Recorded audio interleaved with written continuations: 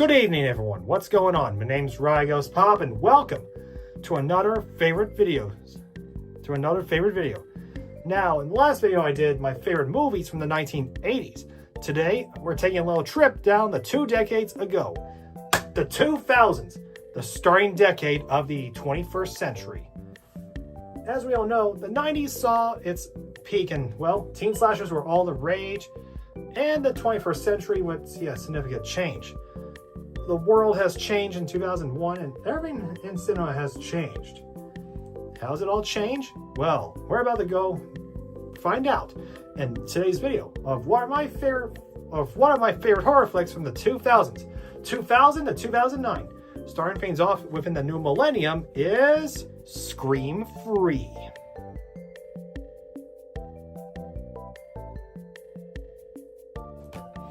So starting off this list is Scream 3, released in 2000.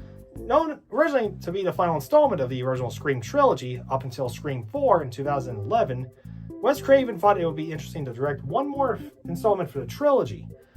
Now, initially Kevin Williamson was on board, but unfortunately tragedy struck in Colorado. If you knew what happened in 1999, then it's tarnished.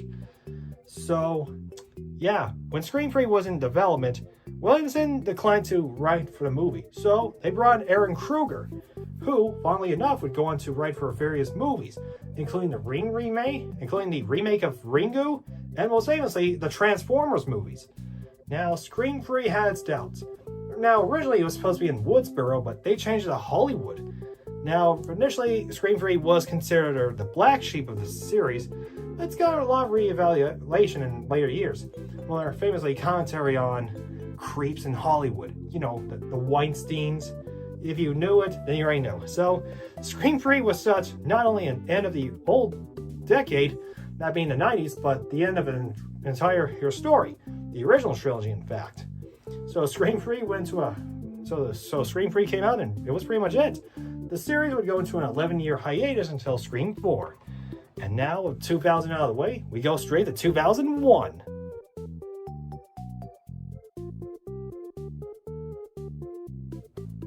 Alright, 2001. The second year of the 2000s decade, and the first start of the 21st century. So, what movie am I choosing for this one? So this one is kind of a unique one, and this one pretty much broke a record on Labor Day. Jeepers Creepers, released in 2001. It follows a brother and sister, played by Justin Long and Gina Phillips, traveling home from college in Florida. But they were abrupt by a deranged truck driver, in which he's not a human, but a demon, or something. Dressed up in like a cowboy, but has a medieval battle axe. The Creeper is no doubt one of the most iconic villains. And, so yeah, this one felt like it came out of the 2000s, well, early 2000s to the late 90s, as evident in the final product. The Creeper, he represents the supernatural being in the late 90s, following the success of both the Blair Witch Project and The Sixth Sense. And for the human protagonists, Derry and Trish, they reflect the teen protagonists of the 90s in the wake of Scream. Now, you can say that Jeepers Creepers does fall into the same world as Scream, in which I argue it does. I mean, it's got some self-awareness, and yeah, I mean, looking at Gina's dialogue, it feels like it came out of Kevin Williamson. So, yeah. And surprisingly, Jeepers Creepers broke a record on Labor Day weekend in 2001. It would spawn 2 sequels, and recently, in 2022, a reboot. Yeah, the reboot was just terrible. And with that, 2001 would be the last good year until tragedy would strike. In which, speaking of supernatural, that's 2002 we're going into. Aboard the Seas!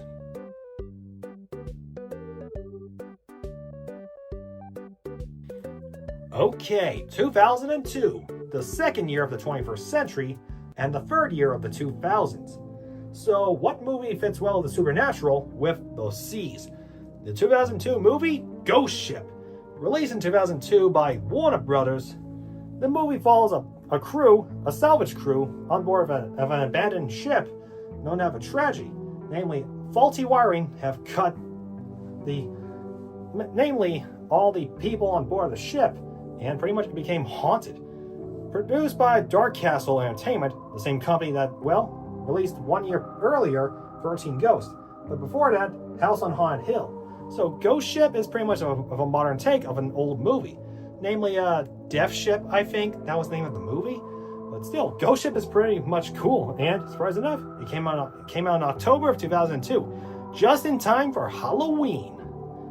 And with that, 2002 is out of the way. Now, 2003, this is where the genre starts to go into a huge crisis mode, in which they are panicking to find out which one. So could it be more action themed? So that's what 2003 is about, action. So let's go into that.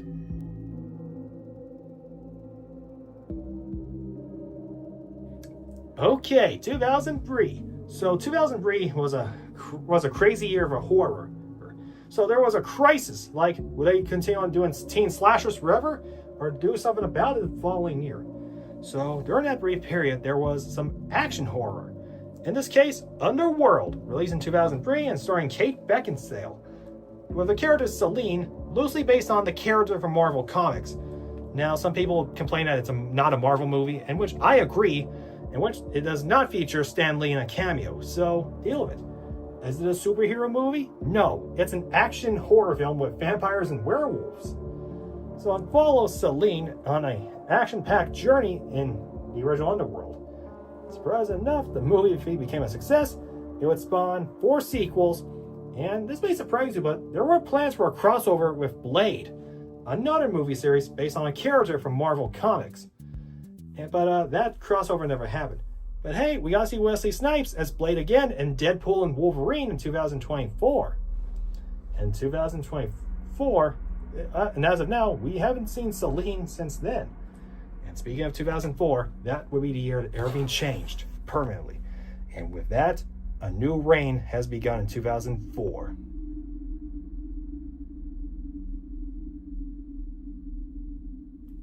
(2004), the year that horror would see an ultimate change, permanently, likely, well, actually forever.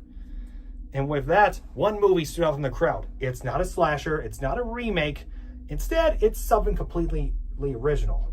From the mind of James Wan and Lee Winnell, they made the movie Saw, released in October of 2004, following 2 men, Adam Stanheidt and Lawrence Gorn. If you're familiar with the movie, then you already knew what it is about.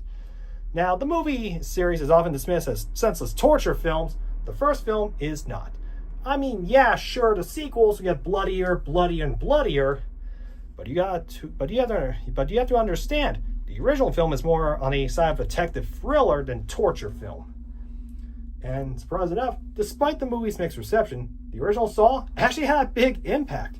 It even made Tobin Bell, the actor who played John Kramer, into a status icon of an actor. So props to Tobin Bell. Surprise enough, this would be followed the following year of a sequel, Saw 2.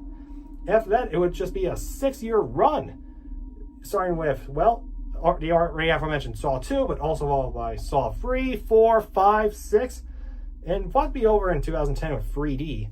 And again, we have Jigsaw in 2017, Spiral in 2021, and recently Saw X in 2023.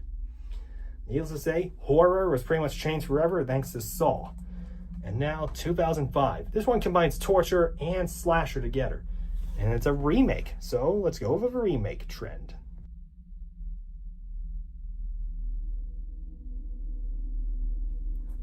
(2005) was the year after Saw. Now, remakes were still on the rise thanks to the remakes of both the Texas Chainsaw Massacre and Dawn of the Dead by Zack Snyder. Now, more movies would follow suit. So there's one movie that's a remake of an already established remake of a classic, House of Wax. Now, released by Warner Bros. In 2005, House of Wax is a remake of the original film with Vincent Price, which itself is a remake of an old film, Mystery of the Wax Mansion. Now, unlike the original House of Wax, which is a mystery film, House of Wax is a standard slasher. I mean, it's got a unique ensemble cast, and Paris Hilton, oh dang, this is before her music career. And hey, it's got John Abrams, and what you may be familiar with him in Scary Movie, the parody movie, Ketchup, like how his mom likes it on her spaghetti. So yeah, this is basically a cross of slasher and torture film combined. Honestly, when I watched this in 2023, I love it. House of Wax is no doubt ahead of its time. I mean, yeah, despite its reputation, it actually stands out pretty well, thanks to the movie's producer, Robert Zemeckis. So with that, House of Wax solidifies as a good remake from 2005. Now then, on to 2006. That's when the fest began.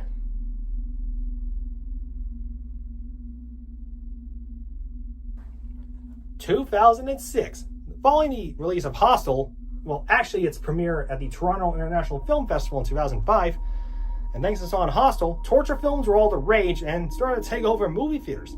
Now, there is a film festival that was out at the same time, that being After Dark Horror Fest. To those that don't know, After Dark Horror Fest was an annual film festival showing horror flicks that are not shown in movie theaters. And according to some of the trailers, they were said to be, quote unquote, too disturbing or too graphic for the mainstream audience and critics. So with that, it ran from 2006 all the way to 2015. So for this one, I'm choosing Dark Ride, a slasher film released in 2006 by After Dark, and it's part of the 8 Films to Die For trend. A trend that's been going on since 2006 to, I assume, 2009, I think? I don't know. But it follows a slasher at a carnival. As the title suggests, Dark Ride's a pretty straightforward slasher, but not in the same way as Scream was. But instead, it went back to being serious. So yeah, slasher films were serious again. Hurrah! Now, it stars notable actors, including one and only Jamie Lee Singler. If you're familiar with her, she was in The Sopranos. And Dark Ride's pretty much of a gory good time. If you're looking for a serious slasher, this is the go-to. And speaking of slasher, how about we get some holiday going with some turkeys? Gobble, gobble, gobble, gobble, gobble, gobble, gobble. With that, we're going straight to 2007.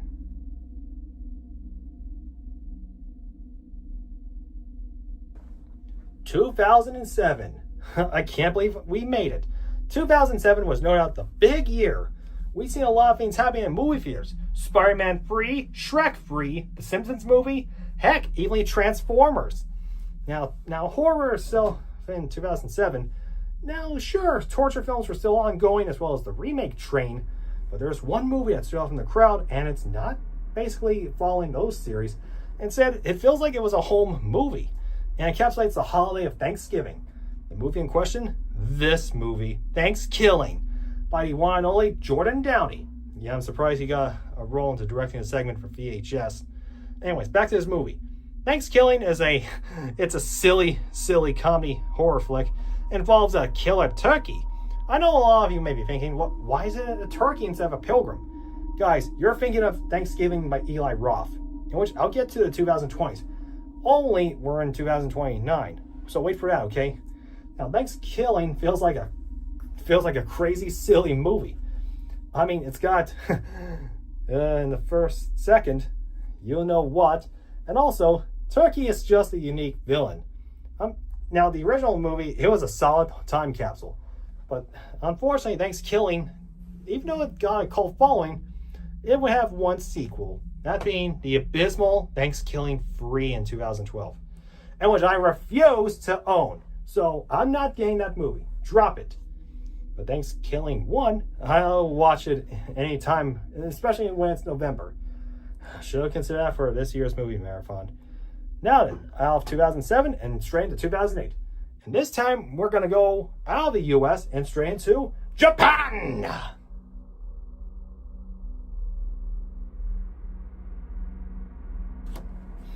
Alright, 2008. One of the final 2 years of the 2000s decade. Now, while torture films were still going on here in the US, but not in Japan, they have a special movie that lives up to its title.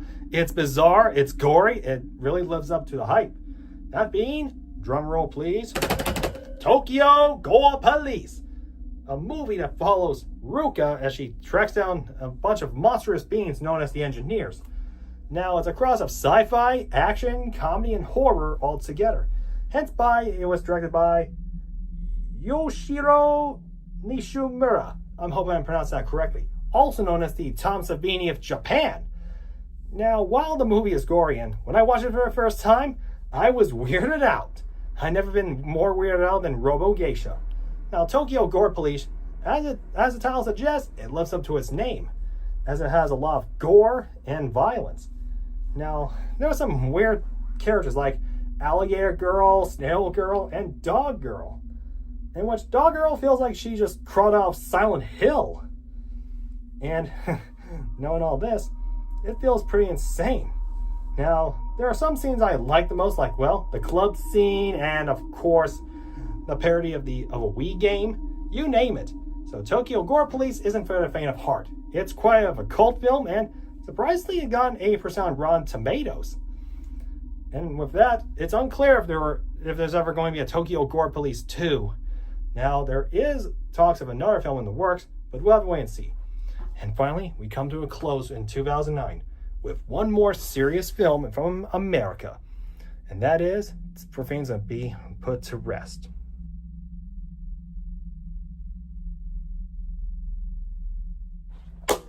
All right, 2009, the final year of the 2000s decade and the last one of the 2000s.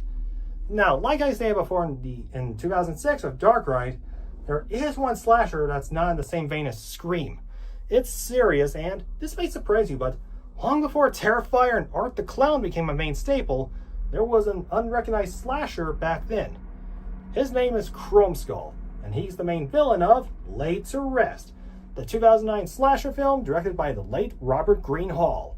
Laid to Rest is pretty much your typical slasher, but not the same way as Scream. It's brutal, it's gory, and Chrome Skull's more menacing than Art the Clown. Hence why he goes way beyond the sadistic level of Art. And not to mention, he records all of it with a shoulder-mounted camera. And yeah, he's pretty cruel. He's far more cruel than Michael and Jason. Chrome Skull, well, he has started to become a more solidified icon. Hell, Laid to Rest has received a lot of praises from a lot of critics, including one Brad Miska of Bloody Disgusting, who is also a producer of all the VHS movies. Laid to Rest has become very well loved. Hell, it would even spawn a sequel 2 years later in 2011 with Chrome Skull, Laid to Rest 2. Now, many people are kind of expecting a third film to cap off the trilogy, but sadly, that trilogy never happened due to two contributing factors. One, a failed Kickstarter, and the other, the passing of Robert Greenhall in 2021. May he rest in peace. Now, there is word that, well, Robert Greenhall's family, or likely his son, they will likely pick up where Robert left off. And honestly, I could see Chrome Skull making a comeback within this decade or the next decade. Maybe he might have a chance to finally outbeat Art the Clown. If there's ever a death battle match, that is. And with that, Laid to Rest is pretty much my favorite from 2009. And with that, this marks the end of this video, showing my pickings of one of my favorite movies from the 2000s. If there's enough interest, I might look into the 2010s or go back to the 90s. I'll leave it up to you guys in the comments or in the poll. Till then, guys, I'll see you all next time. So subscribe, stay poppin', and I'll see you all next time. Peace.